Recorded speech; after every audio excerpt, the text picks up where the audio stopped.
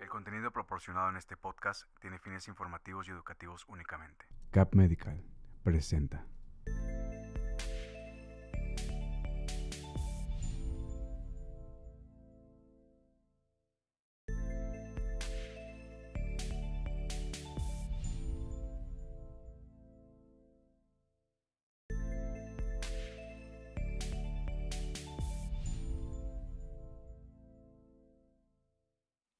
Hola, ¿qué tal? Muy buenos días. Sean bienvenidos a una unidad de neurología y neurooncología con nuestro invitado especial, fundador de este proyecto, el doctor Alcides Lozano. Muy buenos días, doctor. ¿Cómo está? Hola, ¿qué tal? Bien, bien, muchas gracias. Nuevamente aquí, puntuales, contentos de estar aquí con Iniciando la semana nosotros. con todo, ¿no? Así es.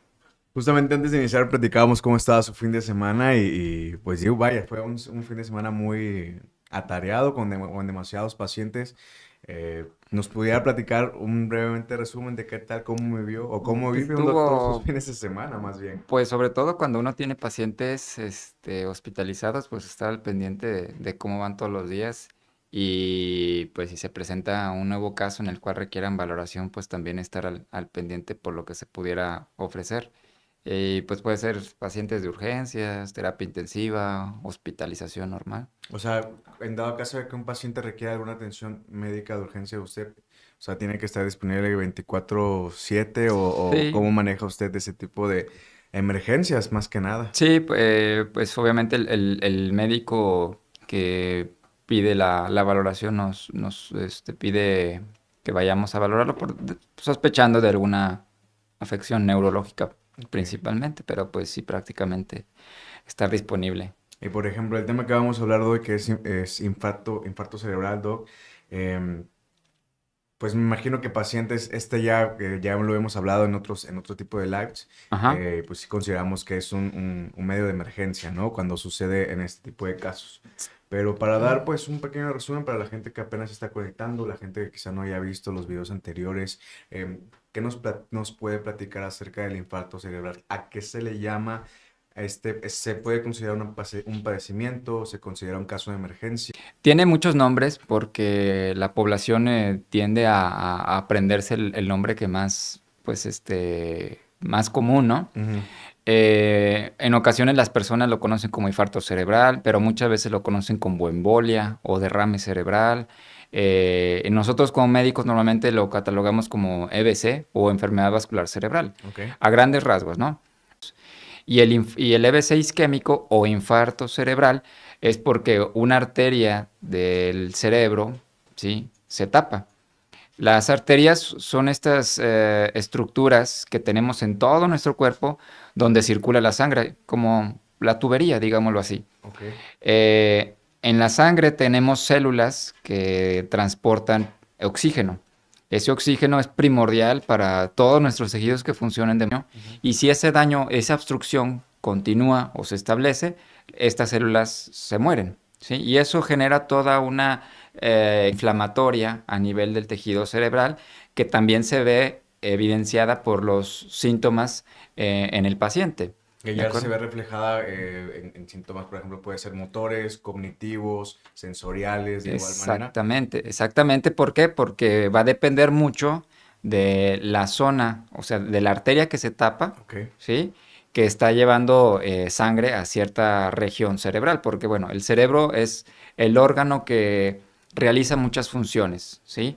Estamos hablando de qué es lo que nos mantiene despiertos, Ujú. es lo que nos permite realizar funciones, las funciones cerebrales como la memoria, el cálculo, el lenguaje, el tener un adecuado de los ojos, fuerza tanto de brazos como de piernas, la sensibilidad, la precisión de movimientos, la coordinación, el equilibrio. Entonces son muchas funciones que se realizan a nivel cerebral. Y que pueden verse afectadas al suceder un evento como este, ¿no? Efectivamente. Entonces, si hablamos a grandes rasgos de EBC, habíamos dicho que pues, está el hemorrágico y el isquémico, ¿sí? Ujú. O el infarto, digámoslo así.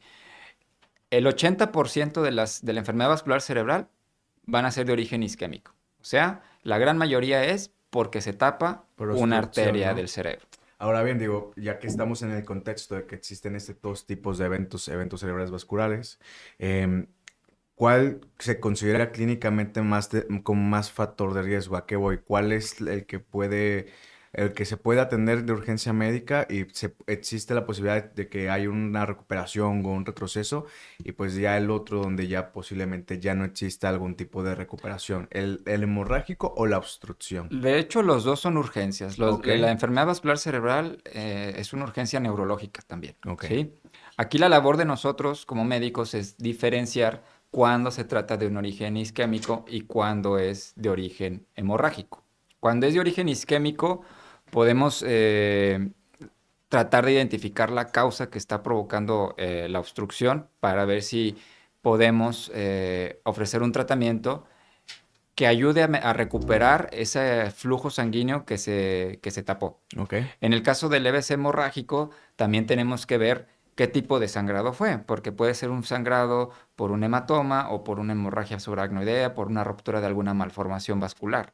En ese caso, pues tratamos de determinar también la causa para ver cuál es el tratamiento más apropiado para el paciente. En todos los casos de enfermedad vascular cerebral, el pronóstico depende de muchos factores. Pero a grandes rasgos podemos decir que depende principalmente de qué tamaño fue el infarto, o sea, si fue un infarto grande, ¿sí? Un evento vascular extenso, ¿sí? Y también de su localización. ¿Cómo ustedes miden el tamaño o la magnitud del infarto? ¿Eso ya se ve reflejado desde el que el paciente lo presenta? ¿Se ve reflejado en estudios de tomografía que llegan a realizar? ¿O cómo lo identifican? Bueno, cuando nosotros tenemos la sospecha de un paciente que tiene un infarto cerebral, podemos darnos una idea de la magnitud del infarto por los síntomas que tenemos del paciente, por Ok. cómo lo encontramos al momento de realizar un examen neurológico.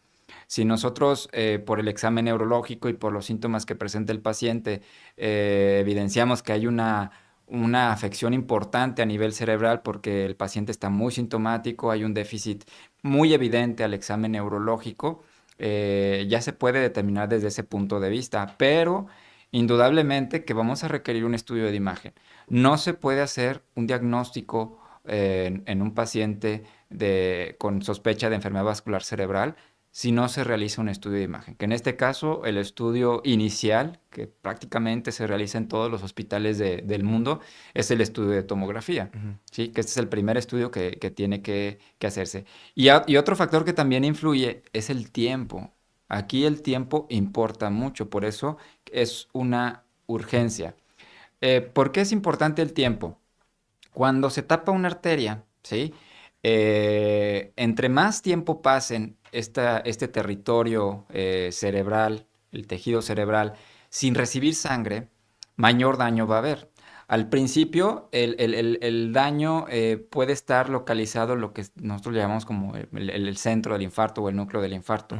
Y este daño se puede ir expandiendo poco a poco, que depende de muchos O factores. sea, se pueden ir obstruyendo otro Si es tipo de una, vías, por ejemplo. si es una arteria grande, obviamente, y esto implica que está llevando sangre a un gran territorio Ujú. cerebral. Eso implica también que si se llega a tapar, pues va a haber una gran cantidad de tejido cerebral afectado porque es una arteria que estaba llevando una gran cantidad de sangre al cerebro. Si es una arteria pequeña, pues es menor la cantidad de sangre que lleva hacia el tejido cerebral. Ujú. Entonces va a depender mucho de eso, el infarto, del tamaño. Y aquí también lo que les comentaba del tiempo. Si nosotros actuamos de manera temprana ante un caso de infarto cerebral, existe la posibilidad de reperfundir, o sea, de destapar esa arteria para que otra vez circule la sangre y que haya menor daño, ¿sí? Alrededor de esa zona ya infartada como tal, hay una zona alrededor de ese tejido infartado que también está sufriendo. Lo que ya se infartó, o lo que es ya como tal el infarto, ya infarto es tejido que dejó de recibir sangre y por ende las células murieron. Y por ejemplo, ya que nos está dando este tipo de contextualización en cuanto a qué sucede, ¿no? Con la parte afectada. Ajá.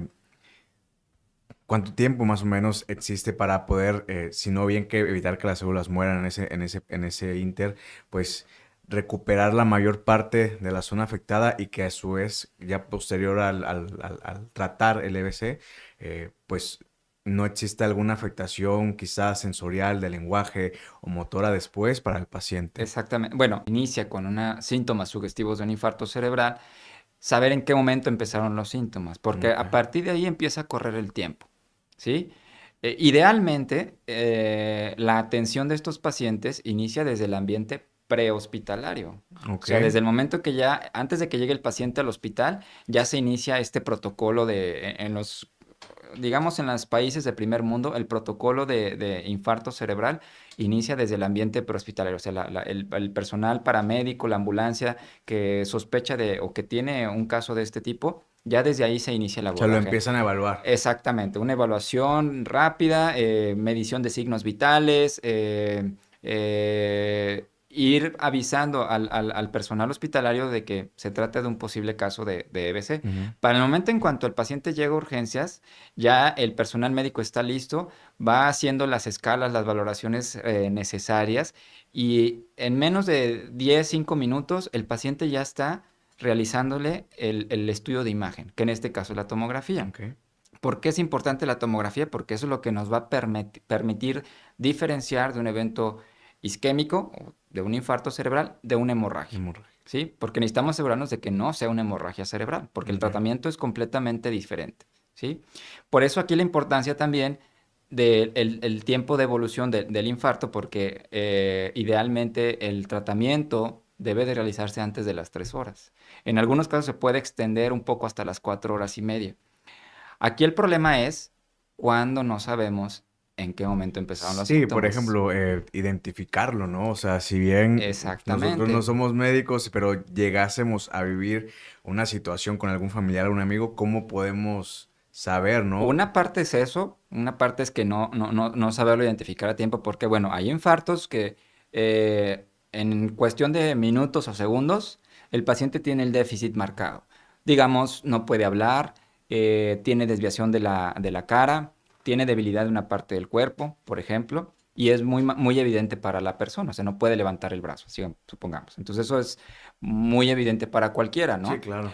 Hay veces que los infartos no inician de esta manera tan súbita, pero con el paso de los minutos u horas, el paciente va notando que se va deteriorando poco a poco, ¿sí? Mm. Por ejemplo, va sintiendo adormecimiento en una parte del cuerpo, que va aumentando poco a poco, se siente pues lo refieren como mal estado general, Ok. ¿sí? O el detalle está a veces cuando el paciente la noche anterior estaba bien y a la mañana siguiente es encontrado por sus familiares que ya no puede mover el brazo, ya no se puede levantar de la cama, no puede hablar bien. Entonces, algo pasó durante la noche que fue donde empezó el infarto, pero no se sabe bien en qué O momento. sea, en el transcurso de que el paciente probablemente estuviese dormido, descansando, ocurre Exactamente. todo esto en el Sí, sí cerebro y al puede otro pasar. día te Exacto. levantas. O ya no se puede levantar, llegan a la habitación de la persona Ujú. porque no ha bajado o no ha salido de su habitación Sí, sí. y al momento de que llegan a la habitación notan que la persona está tirada de un lado de la cama o no se puede levantar de la cama, ¿sí? Pero ahí no se sabe exactamente en qué momento empezaron los síntomas.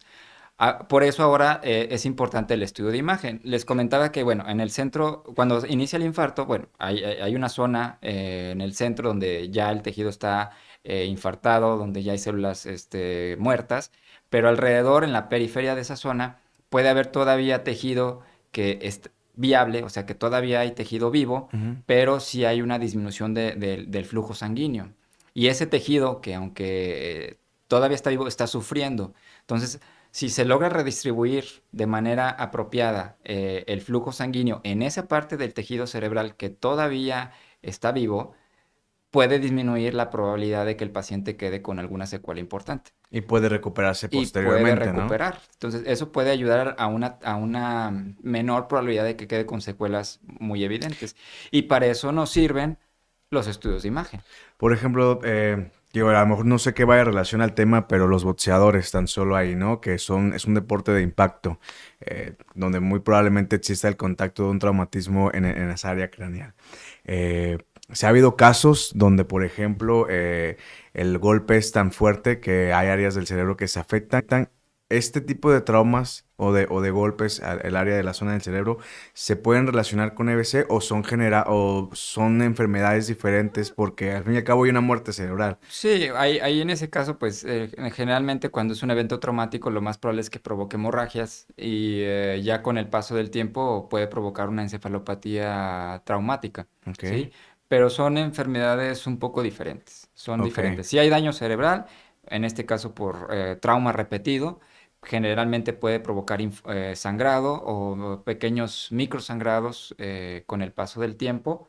A veces no hay sangrado, pero con este trauma repetido que está provocándose en la persona, provoca una encefalopatía traumática. Ok. Ujú. Ahora bien, ya para pasar a la etapa de recuperación o de tratamiento, ya una vez que ustedes tienen el diagnóstico de un paciente que está pasando por un EBC isquémico o hemorrágico, ¿no? Usted nos mencionaba que se tratan de manera diferentes dependiendo el diagnóstico del paciente, ¿no? ¿Cuál es el plan de acción para tratar al isquémico? Y si nos puede platicar de igual manera cuál es el plan de acción para tratar al hemorrágico. Y pues igual la recuperación que después tienen los pacientes ya una vez terminado, ¿no? O haber salvado ese periodo donde estaban en un aspecto de riesgo, ¿no? Por el tema del EBC. Ujú. Bueno, clínicamente hay ciertos síntomas que nos pueden orientar a nosotros como médicos Ujú. cuando se trata de un evento vascular hemorrágico de un infarto cerebral o de un isquémico. Eh, los síntomas más característicos que nosotros hacemos énfasis en la población general, ¿sí? Que ante cualquier presencia de estos síntomas deben de acudir a La valoración emergencia.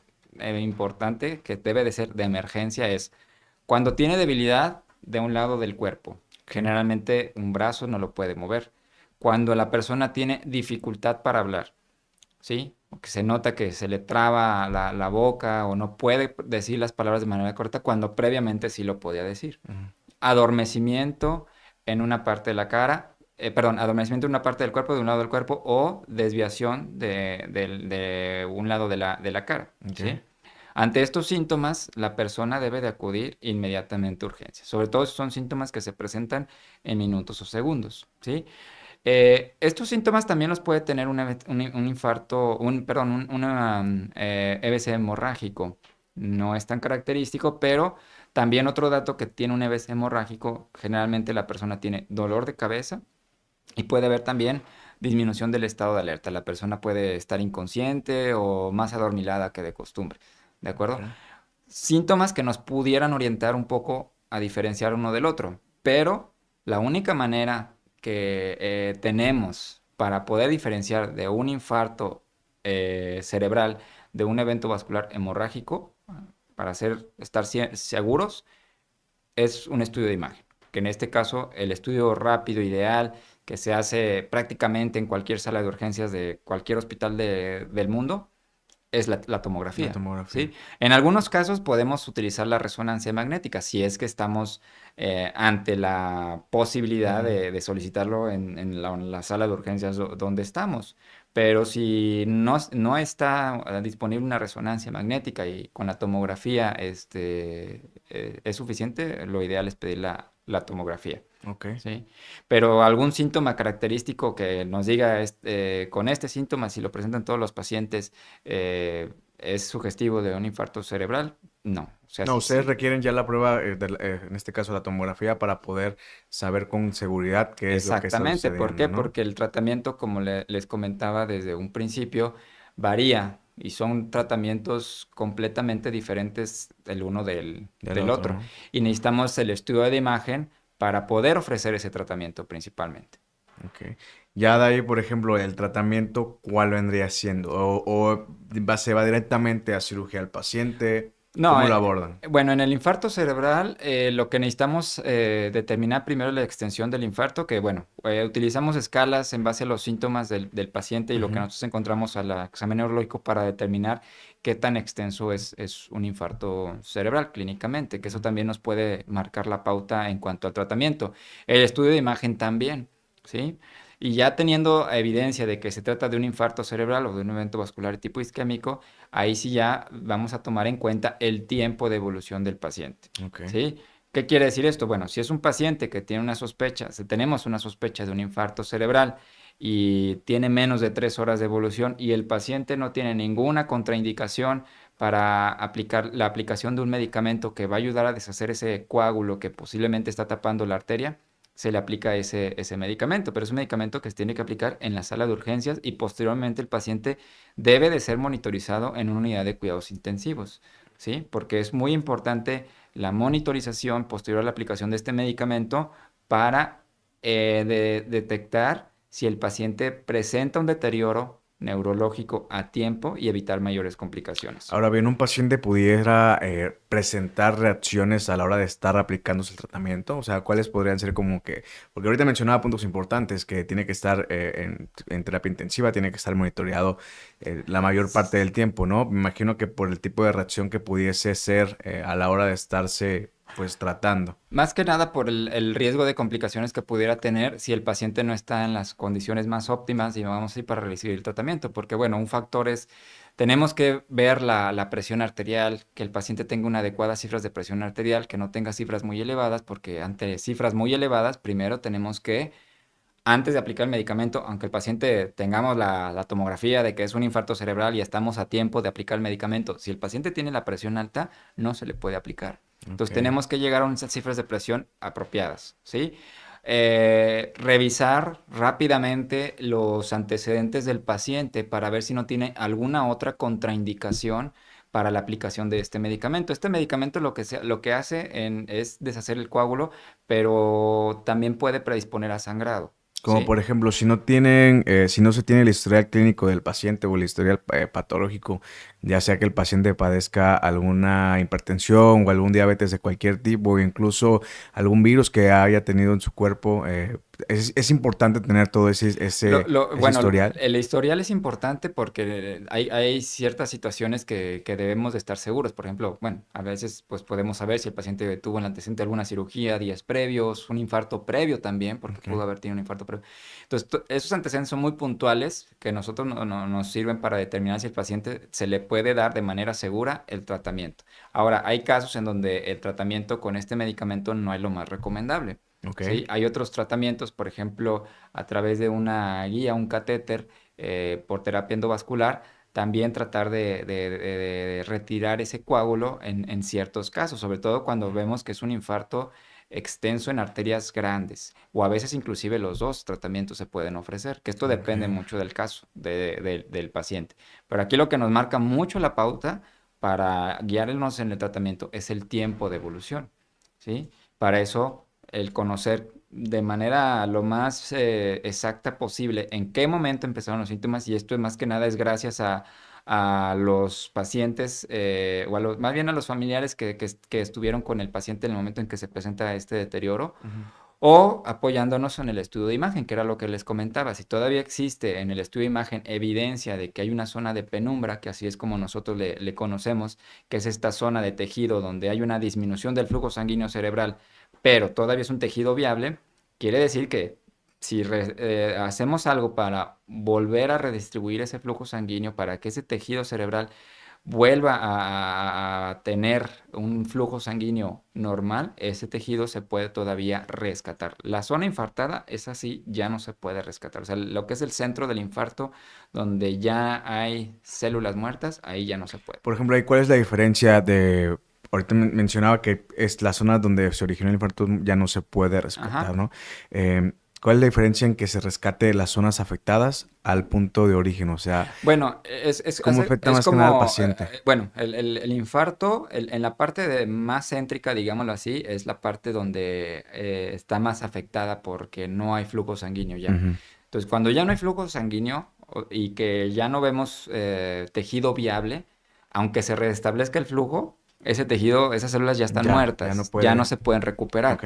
Aquí lo que nos importa es el tejido que todavía está vivo, el tejido, las células que están vivas pero están sufriendo por esta disminución en la cantidad de sangre que les está llegando, porque Ujú. eso también implica disminución del oxígeno en esa zona. Esas células que todavía están vivas, si se redistribuye otra vez el flujo cerebral, pueden recuperarse y evitar mayor daño. Y ya dependiendo ustedes en qué punto de origen se haya, pues, iniciado, ¿no? Lo que es este infarto cerebral, ya ven o ya se determina qué posibles afectaciones o efectos colaterales vaya a tener el paciente Sí, en un futuro. porque los síntomas van a depender de la localización del infarto y también del tamaño. Si es un infarto pequeño, es posible que el paciente prácticamente no tenga síntomas o síntomas muy, muy, muy, muy leves, a diferencia de cuando es un infarto más grande. Y obviamente también de la ubicación.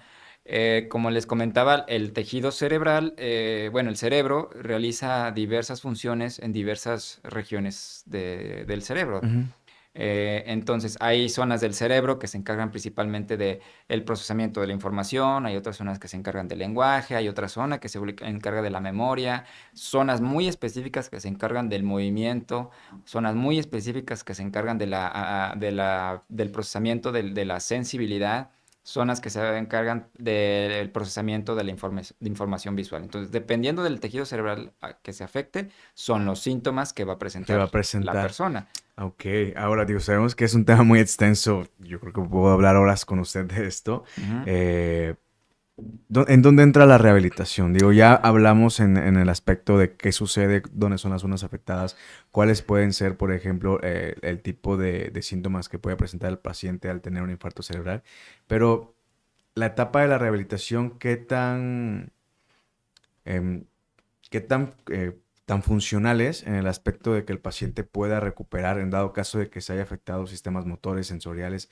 ¿Con rehabilitación existe un porcentaje de recuperar algún tipo de este tipo de habilidades, por ejemplo? La rehabilitación es importantísima y esa se tiene que empezar dentro de las primeras horas si es posible, Ujú. ¿sí? Si dentro de las primeras 24, 48 horas el paciente es capaz de iniciar la rehabilitación, adelante, ¿sí? Entonces eso lo tenemos que valorar en el momento más apropiado, pero entre más pronto, mejor. La rehabilitación, ¿qué es lo que va a hacer? Va a ayudar a estimular de alguna manera el tejido cerebral, sobre todo la parte afectada, Mm. para que las neuronas que no se dañaron o que todavía están vivas puedan volver a hacer estas conexiones entre ellas mismas para ayudar a recuperar la función que se pudo haber afectada por el infarto. Que indudablemente va a depender mucho de qué tan extenso fue el infarto. O sea, si Ok. estamos hablando de una persona que tuvo un infarto pequeño en una zona que nosotros conocemos como zonas no tan elocuentes, donde quiere decir donde no se realizan funciones, eh, digamos, tan evidentes, es posible que haya una mejor probabilidad de recuperación. A diferencia de cuando es un infarto muy extenso, que está en zonas donde se realizan funciones primordiales, por ejemplo, el lenguaje, la comprensión, etcétera, que sí es el hemisferio dominante, a diferencia del hemisferio no dominante, eso predispone a la probabilidad de secuelas. pero la rehabilitación en todos los casos puede ayudar a mejorar la función que se pudo haber afectado por el infarto. No hay garantía, pues, de que con la rehabilitación se recupere al 100%, porque, bueno, a final de cuentas sabemos que sí hubo un daño a nivel cerebral, Claro. pero con la rehabilitación y también con el paso del tiempo puede ayudar a recuperar esta función que se vio perdida. Obviamente también va de la mano de si el paciente recibió tratamiento oportuno, porque es muy frecuente y pasa mucho aquí en nuestro país de que el paciente llega a su primera valoración a las 2, 3 semanas de que ya tuvo el evento. Dos, ¿Sí? 3 semanas. Y eso a veces sí es pronto, a Ok, veces ok. pasa eso, ¿sí? O no es raro encontrar ese tipo de casos donde inician los síntomas durante el fin de semana, la persona piensa que se le van a pasar con el paso del tiempo, a los 2, 3 días ya viendo que ya no puede mover el brazo, que ya no puede mover la pierna, es cuando deciden acudir a urgencias, y hasta la semana es cuando se les está dando el diagnóstico, pero ya un diagnóstico de una semana, pues ya estamos hablando de que ya hubo un infarto bien establecido y ahí lo único que puede ofrecérsele es prevención. Sí, sumado hay una pérdida de tiempo también considerable. Ahora bien, en la etapa de prevención, ¿cómo la manejan? ¿Qué es lo que abordan? Tenemos que calcular el riesgo cardiovascular del paciente porque también es importante determinar qué fue lo que provocó el infarto, si fue un problema cardíaco, alguna arritmia, algún problema del corazón, si fue por descontrol de la presión, de la diabetes, etcétera, alguna arteria del cuello tapada, que para eso también implica el abordaje de hacer estudios de seguimiento, ¿sí? Estudios de laboratorio también, para determinar el nivel de colesterol o triglicéridos y determinando el riesgo cardiovascular del paciente, ver cuál fue el factor que pudo haber provocado el evento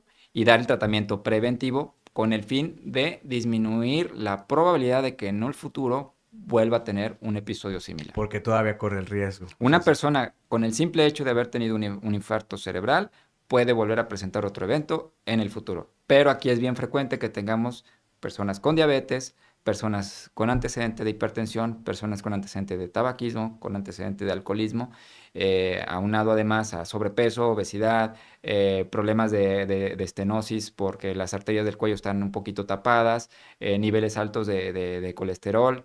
Y esos son factores que influyen o que aumentan el riesgo de que una persona pueda presentar este tipo de Ese eventos. es. Yo creo que digo, lo mencioné hace rato, ¿no? Es una plática muy extensa que podemos extender a una segunda parte. Me gustaría que pudiéramos terminar esta cápsula eh, ya con todo el procedimiento, con todo el contexto que tenemos con respecto al infarto cerebral y todo lo que nos acaba de mencionar que va a relación a desarrollar uno, ¿qué pudiéramos hacer nosotros para tener un estilo de vida saludable en el aspecto de reducir el factor de riesgo para pues no tener o evitar tener un infarto cerebral?